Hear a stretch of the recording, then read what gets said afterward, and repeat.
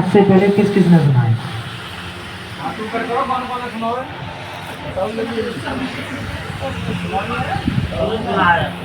सबने सुना है। तो ये कहानी जो है वो कहाँ तक पहुँच चुकी है बताइए। देखो सुंदरकांड पहले हमने सुनाया है, उसके बाद क्वेश्चन हम करेंगे। हाँ, पहले आपको पढ़ाया है हमने, है ना। तो बताइए ये सुंदरकांड की जो कहानी है वो कहाँ पहुँच चुकी है? हाँ, सुंदरकांड की कहानी में आपको बता देता हूँ कहाँ पहुँच चुकी है। हनुमान जी आए थे, हनुमान जी चले गए। उसके बाद राम जी को समाचार दिया है सीता मैया दुखी हैं। तो राम जी ने लंका पर चढ़ाई की है। कहाँ बैठे हुए हैं? समुद्र के किनारे। तो बीच में हुआ क्या था? हनुमान जी जब जाते हैं लंका तो सबसे पहले कौन सी राक्षसी मिलती है? देखो क्वेश्चन बहुत सारे आएंगे। हाँ, उसमें से कुछ आंसर देने का प्रयास करें, ऐसा ना करें डरे ना, डरने की जरूरत नहीं है, सजा आपको नहीं मिल जाएगी। हाँ, क्योंकि जो हमने पढ़ाया फिर विफल हो जाएगा। तो ऐसी कौन सी राक्षसी सबसे पहले हनुमान जी को मिली थी बताइए? नहीं पता? सुरसा नाम राक्षसी एका, है ना। सबसे पहले राक्षसी मिली थी। किसने भेजा था? देवताओं। क्यों भेजा था? परीक्षा लेके आओ। अब परीक्षा कैसी? हनुमान जी वानर है, वानर का रूप हनुमान जी का है। तो वानर का स्वभाव कैसा होता है? चंचल होता है। हाँ, इंसान से भी ज्यादा चंचल है। एक डाल से दूसरी डाल पे, दूसरी से तीसरी पे। कहीं ऐसा ना हो वहाँ सोने की लंका है, कहीं ऐसा ना हो इनका मन विचलित हो जाए। तो इसकी परीक्षा लो। सुरसा गई। आज सुरसा भैया हनुमान जी से कहती है कि हे वानर, मैं तेरा भक्षण करना चाहती हूँ। हनुमान जी कहने लगे पहले मेरा कार्य हो जाने दें, राम जी का जो कार्य मैं करने के लिए जा रहा हूँ उसे हो जाने दें, उसके बाद आप मेरा भक्षण कर लेना। सुरसा भैया को हंसी आ गई। कहने लगे एक बार कोई जेल से छूट जाए तो वापस आना चाहता है? नहीं आना चाहता, कोई नहीं फंसना चाहता जेल में। हनुमान जी कहने लगे मैं ऐसा कहती नहीं, हमें वापस आना चाहता हूँ, क्योंकि मैं जो वचन दे दूंगा, मैं राम जी का दूत हूँ, वचन दे के जा रहा हूँ, मैं वापस आऊंगा। लेकिन सुरसा मैया नहीं मानती। आज हनुमान जी कहते हैं अगर आप नहीं मानते तो अपना मुख खोले। आज सुरसा ने जैसे ही मुख खोला है हनुमान जी उसके दुगने हो जाते हैं। सुरसा ने कितने योजन का मुख खोला था? आज सुरसा ने 1 योजन का मुख खोला है तो हनुमान जी दोगुने हो जाते हैं, 2 योजन के हो जाते हैं। सुरसा ने सोचा ये तो माया भी वानर है, मुझे भी माया दिखानी होगी, तो आज 10 योजन का मुख खोलती है सुरसा। आज सुरसा ने जैसे ही 10 योजन का खोला, हनुमान जी 20 योजन की। सुरसा कहने लगी ऐसे काम बनेगा नहीं, और माया दिखाओ। तो 7 योजन थे आनंद की ना। आज हनुमान जी ने सोचा ये तो 100 योजन का मुख हो गया। अब 100 योजन का मुख हो गया, अगर मैं 200 योजन का होता हूँ तो एक पैर लंका में, दूसरा पैर पापा के पास होगा, है ना। तो ऐसा करना नहीं है, बुद्धि का विवेक की प्रयोग किया। अति लघु रूप पवन सुत। आज हनुमान जी छोटे से रूप में आ जाते हैं, सुरसा के मुख में जाते हैं, उसके बदन में देखते हैं तो जो सारे बॉडी के पार्ट हैं ठीक ठाक काम कर रहे हैं या नहीं कर रहे हैं। दिल अपनी जगह ठीक है, किडनी ठीक है, फेफड़े ठीक है कि नहीं। आप देख के तुरंत वापस आते हैं और सुरसा मैया के सामने हाथ जोड़कर खड़े हो जाते हैं। मैया से कहते हैं मैया मैं आपके गर्भ से निकला हूँ, मैं आपका बालक हूँ, आप मेरा भक्षण नहीं कर सकती। एक माँ अपने पुत्र को कहा सकती है? नहीं कहा सकती। आज सुरसा ने आशीर्वाद दे दिया है कि तुम जिस कार्य के लिए जा रहे हो उस कार्य में सफल होके आना। हनुमान जी थोड़ा सा आगे और चलते हैं तो लंका की गेट पर पहुंच जाते हैं। अब लंका की गेट पर कौन मिलता है? नाम बताओ।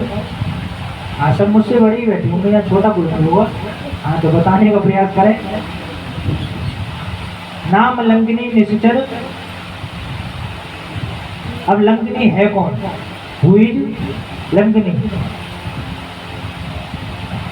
तो डिफेंस मिनिस्टर ऑफ लंका।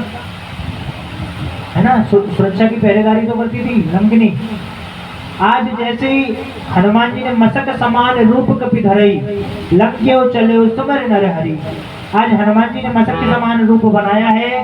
आज लंका में प्रवेश करने वाले होते लंकिनी ने रोक लिया, कहने लगे हे वानर, तू चोरों की तरह कहाँ घुसा चला जा रहा है।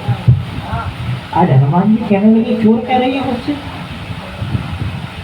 और जो चोर इस लंका में प्रवेश करता है मैं उसका भक्षण कर लेती हूँ। हनुमान जी अपने हकीकत वाले रूप में आते हैं। हनुमान जी ने कहा अगर तू चोरों का भक्षण करती है तो एक चोर तो सबसे बड़ा जो चोर है दुनिया का वो तो अंदर बैठा है, उसका भक्षण क्यों नहीं किया है। ये वाली बात मैं नहीं जानती हूँ, लेकिन मैं चोरों का भक्षण करती हूँ। हनुमान जी कहने लगे जो चलो ये भी बात ठीक है, क्योंकि कोई अपने मालिक को नहीं खा सकता चाहे मालिक कितना भी चोर हो, है ना। आज दोनों में युद्ध होने लगता है। आज हनुमान जी ने एक मुष्टिका का प्रहार किया और आज लंकिनी को विरक्त कर दिया है। आज जैसे ही लंकिनी विरक्त हुई, लंकिनी को अब ब्रह्मा जी के वचन याद आ गए। तो जब मेरे को लंका में पहरेदारी के लिए छोड़ा गया था तो ब्रह्मा जी ने मुझसे कहा था जिस दिन एक वानर आएगा तुझे मारेगा, तुझे विरक्त कर देगा, उस दिन लंका का जो विध्वंस है वो निकट आ जाएगा। आज लंकिनी भी अंतर ध्यान हो जाती है, गोलोकवास चली जाती है। उसके बाद हनुमान जी अपने वापस से मसक समान मच्छर के रूप में आते हैं। आज लंका में ढूंढ रहे हैं सीता मैया को, लेकिन सीता मैया को दिखाई नहीं दे रही। आज सभी भवनों में जो भवन बने हुए थे उन भवनों में एक भवन भिन्न था। कैसे था। रामायुध अंकित गृह शोभा वरण्य जाए, नव तुलसी का वृंद तह देख हर्ष कपिराए। क्या देखा हनुमान जी ने, एक भवन बना हुआ है जिसपे राम जी के जो युद्ध के जो चिन्ह हैं वो बने हुए हैं। जैसे धनुष बना हुआ है, तीर बने हुए हैं, गदा बने हुए, पलम चक्र इत्यादि बने हुए हैं। आज हनुमान जी ने सोचा होना हो ये किसी भक्त का घर है। आजकल के भक्त कैसे हो रहे हैं? आजकल के भक्त के सुंदरकांड जाते हैं कहीं करने, तो सबसे पहले क्या कहते हैं पता है, पंडित जी आप तस्वीर लेके आना, हमारे घर को तस्वीर नहीं है। और इस समय तो चौमासों का दिन चल रहा है तो तुलसी मैया भी सभी के घर में, लेकिन तुलसी मैया जिनके घर में नहीं हो वो सनातन नहीं हो सकता, वो भक्त हो ही नहीं सकता। रामायुध अंकित गृह शोभा वरण्य जाए, नव तुलसी का वृंद है। वृंद कहते हैं तुलसी के पौधे को। आज जब हनुमान जी ने तुलसी के पौधे को देखा है, समझ गए किसी भक्त का घर है, तो आज कैसा रूप बना लिया, ब्राह्मण का, क्योंकि ब्राह्मणों पर जल्दी विश्वास कर लेते हैं। हाँ, ब्राह्मणों का वेश बनाया। आज दरवाजा खटखटाने लगे तो विभीषण जी अंदर से आई। विभीषण जी पूछने लगे, आप सोचने लगे इस निशाचरों की नगरी में ब्राह्मण कैसे आ सकता है। तो पूछा आप कौन है। आज हनुमान जी ने सबसे पहले प्रश्न कर दिया कि आप कौन हैं और आप यहाँ कैसे निवास करते हैं। आज विभीषण जी ने बताया मैं रावण का छोटा भाई विभीषण हूँ और इस लंका नगर में वास करता हूँ। कैसे वास करते हो, जैसे 32 दांतों के बीच में एक जीव वास करती है वैसी मितावास। हाँ, कभी भी कट जाती है ना। हाँ, थोड़ी सी मिर्च खा लो या मीठा खा लो, कोई चीज़ स्वाद अच्छी लग गई, हो सकता है हम भुजी काट देते हैं। हाँ, ऐसे मुझे कभी भी खतरा हो सकता है। हनुमान जी से प्रश्न पूछने लगे, आप यहाँ कैसे आए। तो हनुमान जी ने बताया मैं सीता मैया की खोज करने आया हूँ, मुझे राम जी ने भेजा है। अब विभीषण जी ने यह शर्त रखी।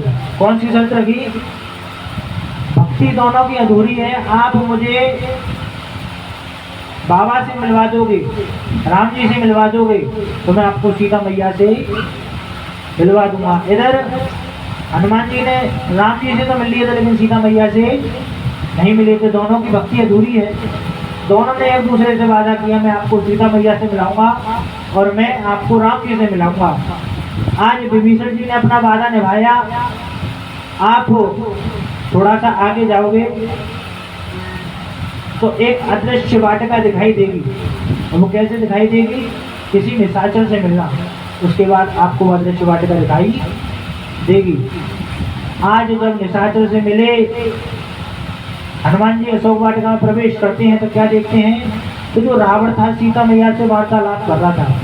क्या वार्तालाप हो रही थी? सीता मैया से रावण कह रहा था कि सीते एक बार मेरी ओर निहार ले, तो और कुछ नहीं कहूंगा, मेरी ओर निहार ले।